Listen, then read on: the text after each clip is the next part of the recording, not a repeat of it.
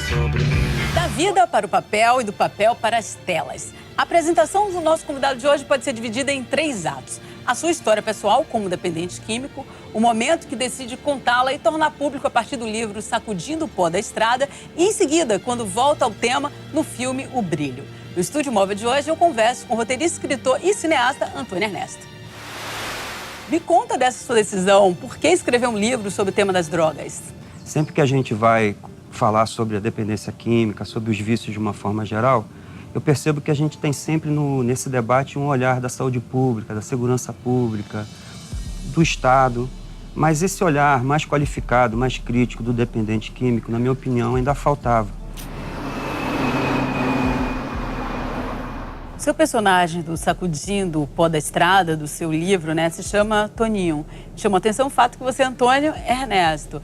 Qual o componente autobiográfico que tem nele? O Sacudindo o Pó da Estrada é um romance autobiográfico, mas eu optei por narrar na terceira pessoa, para que ele também tivesse um componente de ficção forte. É uma maneira também de eu me afastar um pouco da história e ter mais liberdade para lidar com certos assuntos que deixam cicatrizes, né, deixam marcas. E no caso do Sacudindo o Pó da Estrada, o personagem é viciado em cocaína, mas poderia ser qualquer outra substância, ou não uma substância. Hoje temos viciados em sexo, em jogo, até em consumo.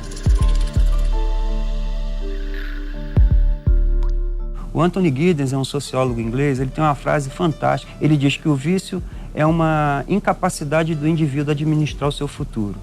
Eu acho que é isso mesmo, porque o viciado, o dependente, ele percebe que ele não é mais dono da sua vontade e ele planeja o seu futuro de uma maneira diferente, só que ele não consegue alcançar esse planejamento de maneira plena, porque o apelo da droga, químico e psíquico, é muito maior do que a força de vontade dele. Você resolve escrever o livro e você se expõe, porque a gente está falando do livro, está falando do seu trabalho, mas está falando de você também. Como é que você se sente? Eu olhava para os meus filhos e sentia vontade de conversar com eles. A partir daí eu me senti também capaz de expor essa história para as pessoas que de repente pudessem se identificar com o meu problema e através daí não extrair conceitos mágicos ou formas milagrosas, mas ter argumentos e ampliar a discussão de maneira que eles pudessem construir também os seus próprios argumentos para tentar se libertar disso. Você disse uma frase, certa vez, numa entrevista, que me chamou a atenção, que era mais ou menos o seguinte, que a droga substitui sonhos não alcançados. Isso aconteceu com você? Explica melhor para mim.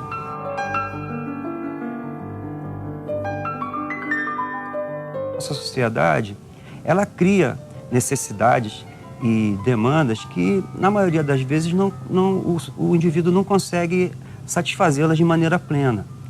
Ali se criam determinados espaços que as pessoas vão procurar ocupá-los de diferentes maneiras. A droga é uma das opções.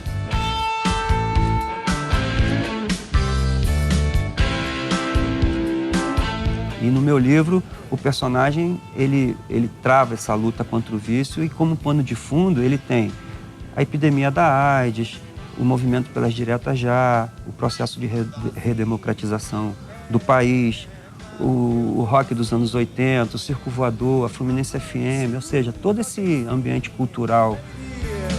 Por que a gente é assim? A droga, na minha época, ela tem um significado totalmente diferente da droga hoje, né? Até ligados a conceitos de liberdade. Se não desgruda de mim, vem, se ao menos me engole, mas não me mastigue assim.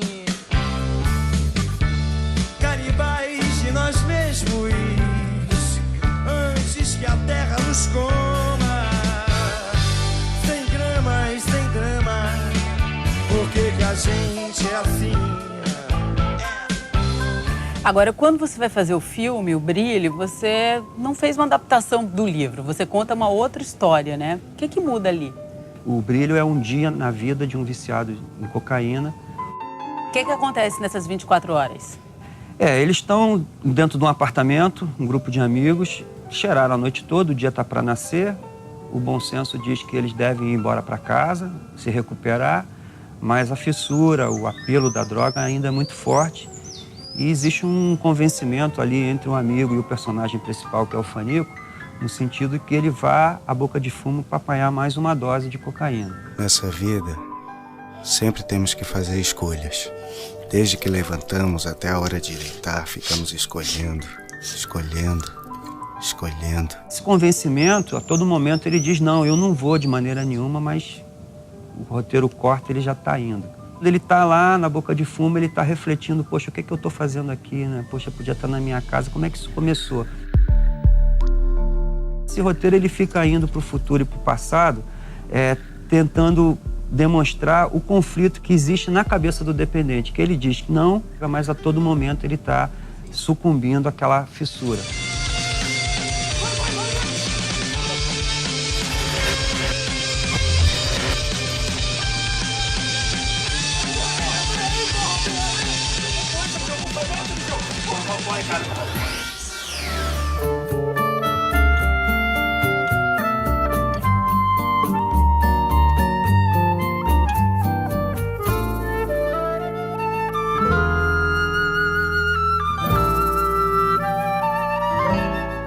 Bom, vou voltar no tempo agora. Eu sei que você escreveu uma peça aos 16 anos. Quem era o Ernesto ali adolescente? O Ernesto adolescente era um filho de imigrantes portugueses, né, que vieram aqui para o Brasil nos anos 50 tentar a vida. Como todo bom imigrante português, tinha um botequim. Eu fui trabalhar com meu pai muito cedo, com 12 anos. A maneira que eu tinha de fugir dessa prisão, que eu entendia ser uma prisão, era uma banca de jornal que tinha perto do botequim, que era de um italiano, e que à tarde, quando o italiano ia descansar, eu tinha um relacionamento lá com um menino que tomava conta da banca de jornal. Em troca de alguns chicletes, eu conseguia pegar revistas e livros, né? Eu escondia ali embaixo da caixa de pães, ali no balcão, os livros e ficava lendo. E aí me despertou o interesse de passar da leitura para a produção literária. E aí escrevi também lá, escondido no balcão do botequim, com 16 anos, nos papéis que embrulhavam os maços de cigarro.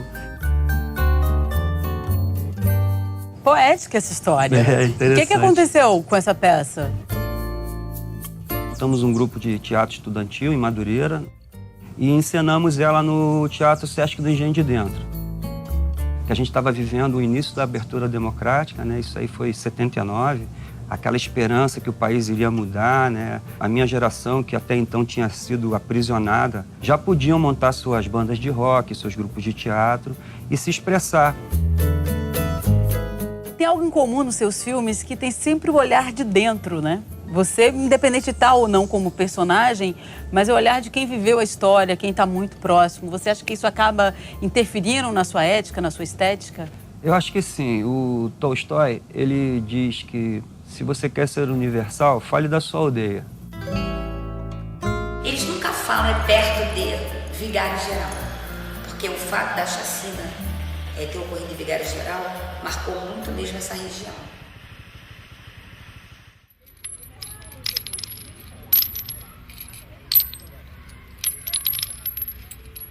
Essas famílias que moravam aqui, portugueses, espanhóis, normalmente todos eles tinham uma hortinha no quintal.